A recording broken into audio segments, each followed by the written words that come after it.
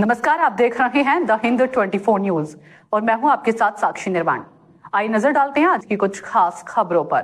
बैंकशाल court में आज all India secular front AISF के विधायक नौसाद सिद्दीकी ने तृणमूल कांग्रेस विधायक शौकत मोल्ला के खिलाफ मानहानि का मामला दायर किया। नौसाद सिद्दीकी का आरोप है कि शौकत मोल्ला ने उनके खिलाफ सार्वजनिक मंच से आपत्तिजनक और झूठे बयान दिए, जिससे उनकी छवि धूमिल हुई है। इसी कारण उन्होंने कोर्ट का दरवाजा खटखटाया। इस मामले को लेकर राजनीतिक हलकों में जोरदार चर्चा शुरू हो गई है। अदालत आगे सुनवाई की तारीख तय करेगी।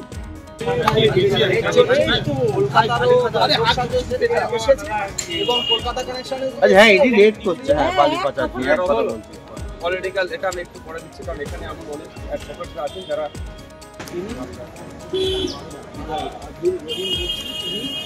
রাজ্যের অন্যতম আরেক দেখুন, নেতাদের মুখে যদি এই ধরনের অবাঞ্ছিত মন্তব্য হয় তাহলে সাধারণ কর্মী যারা আছে তারা আসিফ মেরে দেবে। বিজেপি নেতারা অনেক ফুল বকছে। আব্দুর রহিম বক্সি সাহেবদের দল এখন শাসন কার্যে আছে। কিভাবে শুভেন্দু অধিকারী পার পেয়ে যাচ্ছে পশ্চিমবাংলায় 1.5 কোটি রোহিঙ্গা আছে বলে, যেখানে সেন্ট্রাল গভর্নমেন্ট সুপ্রিম কোর্টে অ্যাফিডেভিট দিচ্ছে 40,000-এর একটু বেশি রোহিঙ্গা সারা ভারতবর্ষে আছে, সেখানে 1.5 কোটি শুধু পশ্চিমবাংলায় কি করে থাকে, চরম অনৈতিক কথা বলছে। কিন্তু এই কথার জবাব অফিসিয়ালি বা পশ্চিমবাংলা সরকারের পক্ষ থেকে বা তৃণমূল কংগ্রেসের পক্ষ থেকে খণ্ডন করছে না। ওই কিছু আব্দুর রহিম বক্সি কোনো জায়গায় সরকার, অমিত শাহ, নরেন্দ্র দামোদর দাস, সৈকত মাথাছড়া, যারা রাজনৈতিক ভাবে যেটা আছে তাদের সাথে কবিগুরুকে এক লাইনে বসতে দিচ্ছে। এরা জানে না যে কবিগুরুর অবদান শুধু বাংলায় নয়, বাংলাদেশ সারা পৃথিবীর ইতিহাসের জন্য, পৃথিবীর সাহিত্যের জন্য কবিগুরুর অবদান আছে। কবিগুরু রবীন্দ্রনাথ ঠাকুরকে, রবি ঠাকুরকে এরা অপমান করতে ছাড়লো না। এবং কিছুদিন আগে দেখেছিলাম বিজেপির একটা মিছিল থেকে ঈশ্বরচন্দ্র বিদ্যাসাগরের মূর্তি ভাঙা ছিল। আর আজকে আমাদের গতকালকে দেখলাম আমরা আমাদের এই সোনার বাংলায়, এই আমাদের সম্প্রীতির বাংলায় কবিগুরু রবি ঠাকুরের বাংলাতেই রবি ঠাকুরের ছবি তারা জ্বালাচ্ছে। আমি আশা করব প্রশাসন সুমোটো করবে, এদের বিরুদ্ধে ব্যবস্থা গ্রহণ করবে।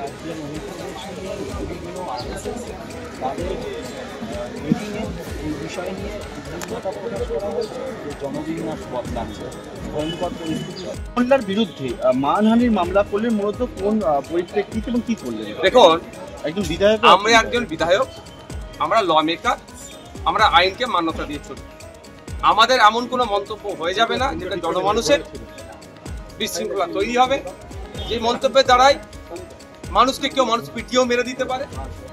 কারণ বিজেপির কাছ থেকে 30 কোটি টাকা নিয়েছে মানে ভয়ঙ্কর অপরাধ করা হবে। তো উনি এরকম ভাবে বলে ছড়াচ্ছেন।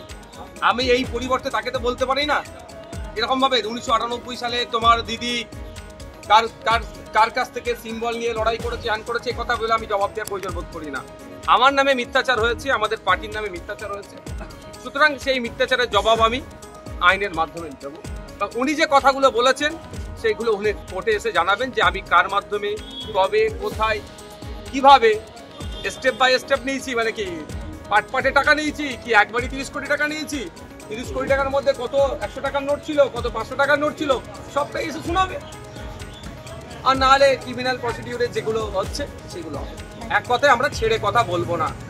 আমরা শাসকের অন্যায় অনৈতিক কাজ, একদিকে 26,000 চাকরি বাতিল, একদিকে আমাদের তিলোত্তমা বিচার পেল না, উল্টো দিকে কারামাইকেল হোস্টেলে বাঙালি হওয়ার বাংলায় কথা বলার জন্য আক্রান্ত হচ্ছে, একদিকে দুর্গাপুরে গোরক্ষক বাহিনীদের তাণ্ডবে মারছে, অন্যদিকে পুলিশ কাস্টাডিতে আমাদের যারা বিরোধীরা করছে, সে আপনি শত্রুঘ্না থেকে শুরু করে আর যারা আছেন, যারা যে ক্ষেত্রে মিরাক্কিজি থেকে শুরু করে নওশাদ সিদ্দিকী, যারা দেখবেন বিভিন্নভাবে পুলিশি হয়রানি করা হচ্ছে।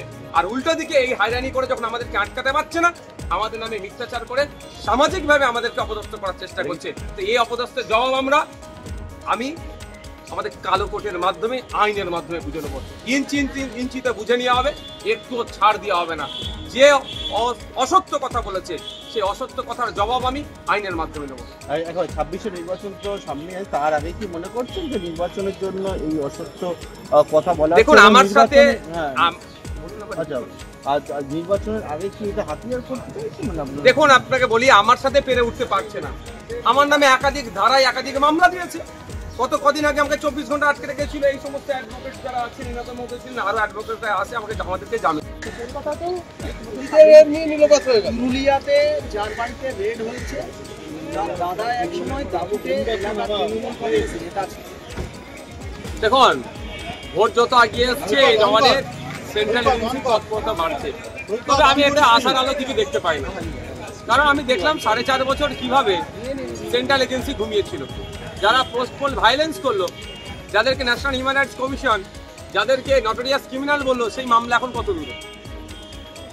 আর ইতিপূর্বে বিভিন্ন চাকরির বিক্রি থেকে শুরু করে বিভিন্ন ক্ষেত্রে কোনো একটা লেভেল পর্যন্ত গিয়ে সেন্ট্রাল এজেন্সি আটকে যাচ্ছে।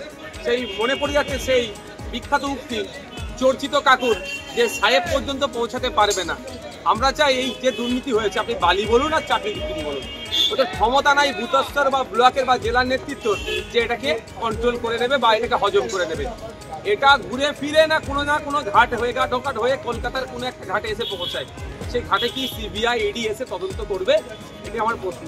আমাকাই এই ভোটের পারসেপশন নতুন তৈরি করা হচ্ছে, বাইনারি পলিটিক্স হয়তো এটা দিয়ে হবে, এর বাইরে কিছু হবে বলে আমি ভরসা করতে পারছি না। যদি হয়তো ওয়েল অ্যান্ড গুড।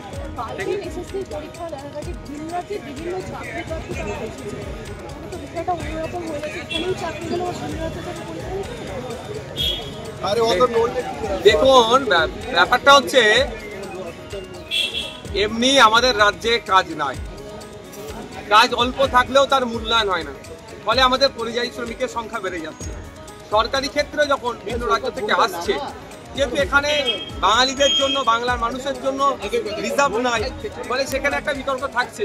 এই জায়গায় দাঁড়িয়ে তো আমি বলতেই পারি যে 80% সিট কি 90% সিট একদম পশ্চিমবাংলার নাগরিকের জন্য রিজার্ভ করতে হবে।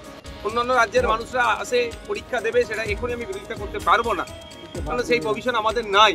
কিন্তু সংরক্ষণ হওয়া দরকার পশ্চিমবাংলার নাগরিকের জন্য। কিন্তু যারা দ্বিতীয়বার পরীক্ষায় বসেন, অলরেডি তারা 8 বছর 10 বছর চাকরি করে নিলে, তাদের কথা আমরা একবারও ভাবছি না। রাজ্য সরকার তার অপদার্থতা ব্যর্থতা ঢাকার জন্য সকলকেই আবার নতুন করে পরীক্ষায় বসতে ব্যবস্থা করলো। জানি না এটা কত স্বচ্ছতার সাথে আবার নিয়োগ হবে।